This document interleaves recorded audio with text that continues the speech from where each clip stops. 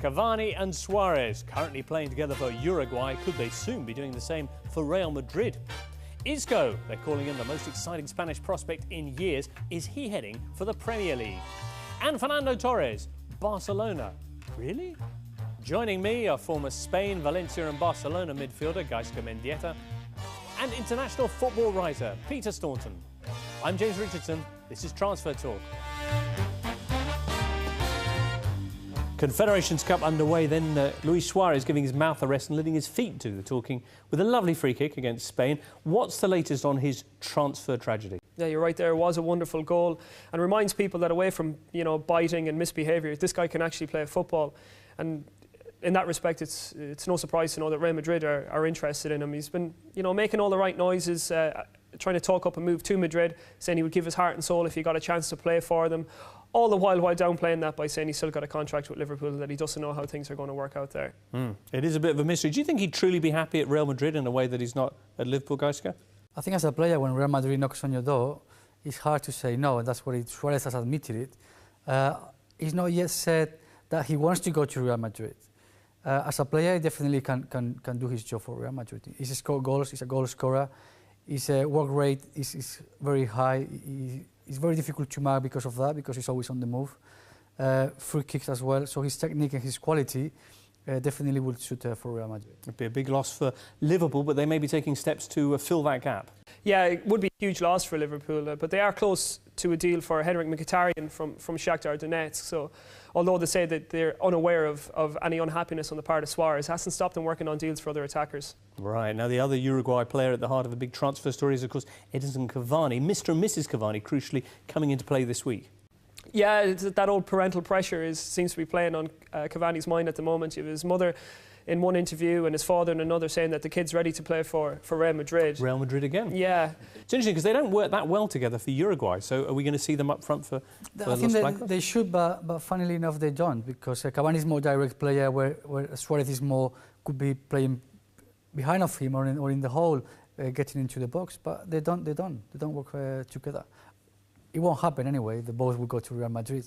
Obviously, Real Madrid is trying to get this name as for his chairman always try to get the big name with the big players, the Galacticos that they like to be called. Because Man City are also making major moves to try and bring him to Eastlands, which is a move that could potentially have massive knock-on effects. At the moment, do you think that their chances are slimmer than Real Madrid's? Well, the player's wish seems to be, according to his parents that is, it seems to be to go to Real Madrid. But if he's going to be sidelined, maybe not played through the centre, sometimes he has to be accommodated for Suárez in the Uruguay national team. And supposing the two end up there, the same thing's going to have to happen. Plus, he's got Cristiano Ronaldo to compete with. City have been shedding strikers in the last couple of weeks, in the last few transfer windows. So there's a good chance maybe he could play in his preferred position at City rather than at Real. Another player who's got a bit of a buzz going on around him is Kevin Strootman of PSV, who's been in the Holland team. Yeah, I've been watching it recently. The proper Holland Dutch player, quality midfielder. John is in attack as well. There seems to be some Man United scouts went to see him in the last game in the semi-finals. So maybe see him in the Premier League next year. We might do, or he might be heading down to join Rafa Benitez at Naples. Yeah, well, his agent did say that he's physically and mentally equipped to deal with the rigours of Premier League football at this stage of his career. But he also conceded that the only concrete interest that they've had so far is from Napoli. So Rafa Benitez has clearly been paying attention to the under-21s and also to the Eredivisie last season, knows what he likes with Strootman and could perhaps be willing to work on a deal there.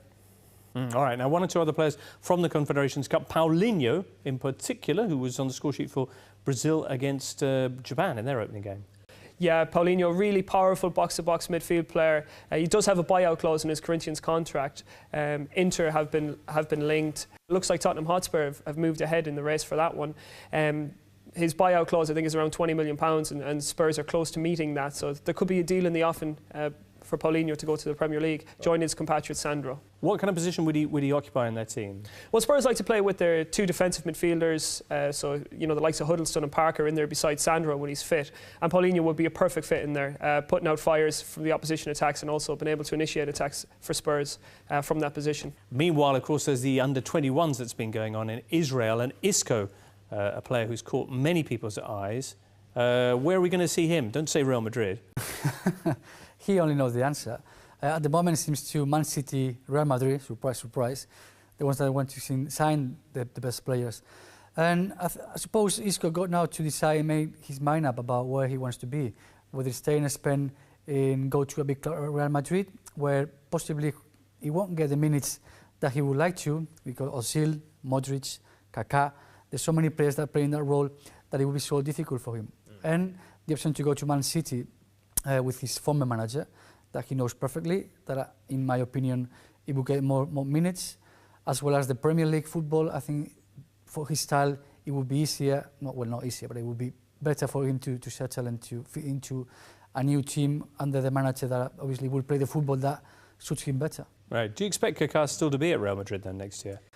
Well, Kaká has been living in Real Madrid since I think the day he arrived, but keeps being there because of his wages, because find the right place for him to go. Even AC Milan was keen at one point, but it never happened because the cost of his salary. New manager, Ancelotti, knows him from the AC Milan. Maybe another chance for him to stay and with a manager, if he definitely goes there, and give you the confidence and get the play that he was back. Now, Peter, what's the latest on another of this summer's most intriguing stories, Robert Lewandowski? Yeah, Lewandowski, after the Champions League final, it looked like it was all settled. He was going to be on his way to Bayern Munich. But Dortmund have maintained throughout the entire process that they don't want to sell him, one, to a rival, especially after losing Mario Götze in a similar fashion. And two, now they're saying they're not going to sell him at all. Interesting. Are they taking a stand here, Gaiska, or do you think they're just trying to drive the price up? I don't know, it seems a bit suspicious that normally when the player wants to leave, comes out and says, I want to leave, or the club both agrees to come out together and say he's not going anywhere. In this case, the club says he's not going anywhere, but the player, I've not heard the last word from him yet. Because if he wanted to stay, he would have come out and say, I'm staying, don't worry, we're negotiating a new contract, because obviously what I have, it's not good enough for the player he is. But it's not happening. All right, well, he could be sitting on the bench a lot next season, playing in the Torres role, if you like. And speaking of Fernando, Mourinho coming in, making less than complimentary noises about him. There's been talk even of a move to Barcelona, Pete. Explain. Yeah, well, we know Jose Mourinho is, at times he can be a gifted manager. So it remains to be seen if he's going to massage the ego of Fernando Torres or cut him loose altogether. But he did say, Mourinho said that Torres has had a so-so time at Chelsea, which isn't exactly a ringing endorsement. But Torres himself has said he wants to stay and fight for his place, and he wants to work with Jose Mourinho and maybe rediscover that hunger and that goal-scoring touch that has been there throughout his career, but he's kind of seemed to have tailed off a little bit since he joined Chelsea. Well, he's definitely a player that would suit Mourinho's style of football, counter-attack. I mean, obviously he hasn't got the pace that he used to, but he's still clever to work under Mourinho. It's whether if Chelsea gets another striker or not, if Torres is not the main man. If Torres is not going to be the main man, I don't think he'll be happy to stay there. And this idea of him at Barcelona? It's hard to believe for myself. Someone that has been so, and is still so linked and so attached to Atletico Madrid, his wages, Barcelona has a top salary, a cap salary, so there's a lot of things going on from Torres to Barcelona that at the moment doesn't make, well, to me personally, doesn't seem to be very real. All right, one story though from Chelsea's point of view that we can almost confirm now is Andreas Schürrle. Yeah, the Bayer Leverkusen attacker, a fee agreed between the two clubs. Leverkusen said the deal was just too good to turn down. A really versatile player, can play anywhere across, we'll say, off the striker, so left, right or in the centre, and he can also play up front as well. He's a good goal-scoring touch. Right, don't they have about 4 players like that already?